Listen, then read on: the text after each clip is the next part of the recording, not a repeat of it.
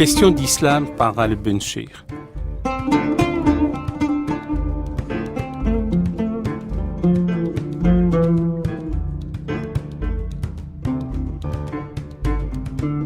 Aujourd'hui, nous parlons encore une fois de la tradition religieuse islamique, de l'islam, de la francité de cette tradition religieuse, de l'islam aussi comme spiritualité, mais aussi comme une religion dont les adeptes citoyens français la vivent pour certains sereinement, pour d'autres avec quelques appréhensions, mais pour aplanir et apaiser ces appréhensions, j'ai plaisir à accueillir Hakim Al-Karawi.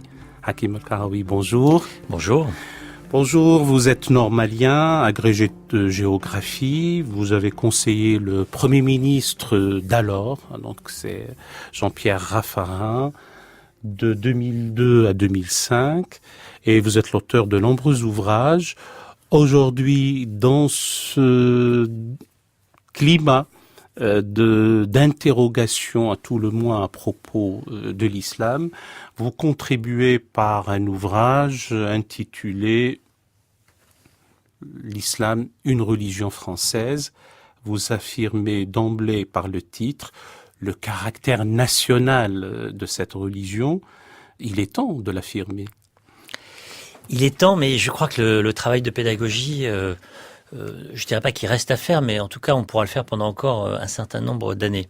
Et ce travail de pédagogie, il vise plusieurs acteurs. Il vise les responsables politiques, les médias, qui ont encore, pour certains, tendance à croire que c'est une religion d'étrangers. Il vise aussi un certain nombre de musulmans qui voudraient expliquer que l'inscription de la citoyenneté dans la territorialité, finalement, ne fait pas sens parce que l'islam serait une religion qui existerait indépendamment de sa temporalité, d'une certaine manière. Et donc, on a plusieurs publics à convaincre. Et puis, on a un dernier qui est quand même assez important, qui rassemble tous ceux qui ont peur de l'islam en France. Et cela s'exprime, ils viennent d'horizons politiques assez variés, de l'extrême droite évidemment, mais pas seulement de l'extrême droite, il y a aussi tout un camp qui est contre les religions, et notamment celle qui apparaît comme étant la plus dynamique aujourd'hui, l'islam. Donc un vrai travail de pédagogie, d'où ce titre. Certains qualifieraient d'un peu provoquant. Moi je crois que l'islam est devenu une religion française, c'est un sujet pour la France et aussi un sujet pour l'islam. Oui. D'autant plus que pour certains historiographes, dès lors que la puissance coloniale, finalement, dès 1830, et peut-être même avec les années qui ont suivi, la France, sous l'Empire, mais par la suite est devenue une puissance musulmane du point de vue démographique, mais une puissance qui comptait sur l'échiquier international de par l'importance de ces sujets à ce moment musulmans. Oui, parce que effectivement, ça date de 1830. Alors l'Algérie les territoires français d'Algérie deviennent des départements vers 1855. Et on peut rappeler un fait qu'on a bien souvent oublié, c'est que après la loi de 1905, la loi de séparation, il y avait une partie du territoire français qui était donc en Algérie, régie par les lois françaises, avec un statut pour les Algériens qui était un sous-statut, qui a en fait justifié le fait que par un décret de 1907, la séparation ne s'est pas appliquée en Algérie. Et la France a continué à nommer et à salarier des imams en Algérie jusqu'en 1962. Bon, au passage, rappelons quand même sur ce sujet, peut-être qu'on en reparlera, qu'il y a aujourd'hui 10% du territoire métropolitain qui vit sous un régime concordataire, l'Alsace et la Moselle, et qu'il y a dans les TOM, la Guyane par exemple, où on est dans un régime concordataire, puisqu'il y a un évêque de Guyane qui est nommé par l'État, par le préfet, ou Mayotte, qui elle vit sous un régime de loi religieuse. Voilà, donc la République sait être englobante et universelle. Elle sait aussi, en fonction d'un certain nombre de cas particuliers historiques, garder des spécificités pour le meilleur et parfois pour le pire. Oui. Vous avez tout à fait raison de revenir sur ces choses-là, sur ces points que vous avez bien étudiés dans votre livre, et vous dites que le juge constitutionnel, pour ces exceptions-là, a déjà statué À titre personnel, je pense qu'il y a lieu encore à y revoir d'un point de vue juridique, mais c'est vous qui connaissez ces choses-là infiniment mieux que moi. Je voudrais vous reposer une question à propos de cette fameuse loi dite de séparation du 9 décembre 1905, qui a eu ce statut dérogatoire dans des départements d'outre-Méditerranée. Mais vous le savez bien, ça a été d'abord pour 10 ans, donc de 1907 à 1917. Mais comme on était en pleine Grande Guerre, on a encore prorogé d'une dizaine d'années, et ce n'est qu'après 1927 que c'est a été reporté sine die, jusqu'à l'indépendance. Et vous trouvez déplorable, anormal, ça pouvait s'expliquer, ces anicroches à la continuité de la loi?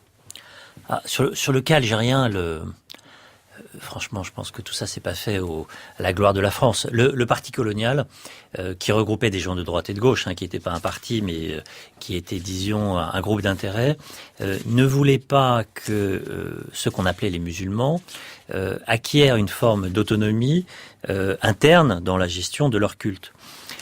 Sachant qu'il y a eu des revendications, notamment des autonomistes algériens autour de Ben Badis, etc., pour l'application de la loi de 1905.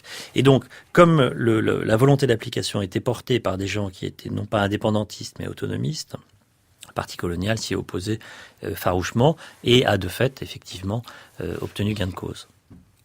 Vous avez évoqué Ben Badis, il est venu en délégation plaider, requérir auprès du Conseil d'État pour que la loi fût appliquée, et comme il a été débouté, il avait écrit dans le Météore, organe central de l'association des oulémas qu'il présidait, maintenant il ne nous reste plus qu'à compter sur nous-mêmes et sur Dieu, qui, avouez-le, dans un État qui se veut laïque, est quand même un peu cocasse.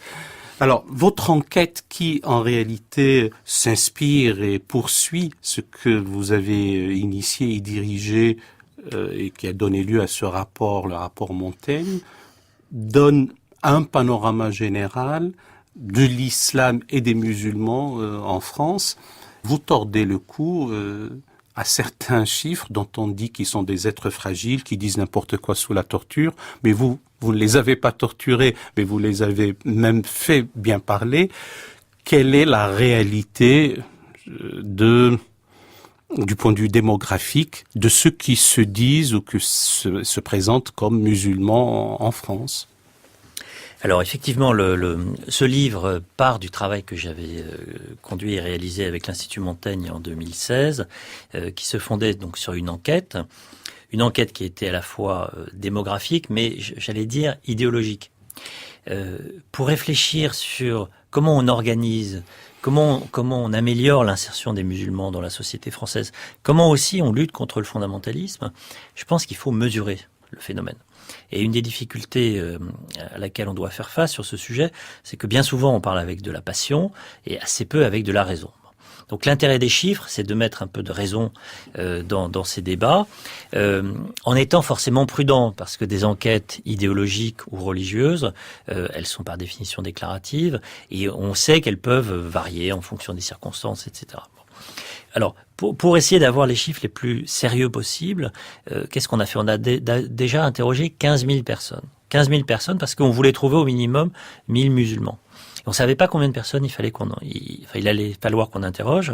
Donc 15 000, et en fait, ça nous a donné ce chiffre de 6%. 6% de la population de plus de 15 ans en territoire métropolitain. Un peu plus quand on considère les jeunes. Parce que il y a parmi les différences entre la population entre guillemets musulmane et puis la population majoritaire, c'est que les musulmans sont beaucoup plus jeunes que le reste des Français. Donc 6%, et ensuite on leur a demandé deux choses. On leur a demandé leur religion, à tout le monde, aux 15 000 personnes, donc certains ont dit musulmans, et puis on a demandé aussi quelle était la religion des parents. L'objectif était de savoir quel était le nombre de convertis, en tout cas la proportion de convertis, et puis quels étaient ceux qui se disaient sortants de la religion, c'est-à-dire ayant des parents musulmans mais ne se déclarant plus musulmans. Et là on a eu une des premières surprises de cette enquête, c'est que le nombre de personnes qui se disent sortantes est 2 fois plus importante que le nombre de personnes se disant entrantes. Donc les convertis qui n'ont pas de parents musulmans qui se disent musulmans,